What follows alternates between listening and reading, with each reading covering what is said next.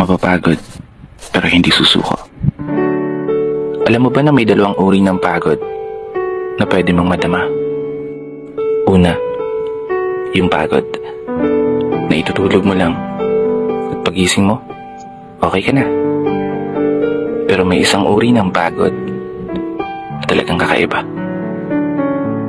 Yun ay ang pagod na hindi nadadaan sa pahinga. Isang pagod na magpapahiwatig kung gaano kabigat ang mga problema mong daladala. Pagod na magpapanginig ng mga luha sa mata. Pagod na magdidikta sa'yo para sabihin ayaw mo na. Mapapatanong ka na lang talaga, saan nga bang direksyon ng aking mga paa? Mga paang tila pagod na sa kakahakbang. Mga paang ngimay na sa kada tapak sa baitang ng hagdan.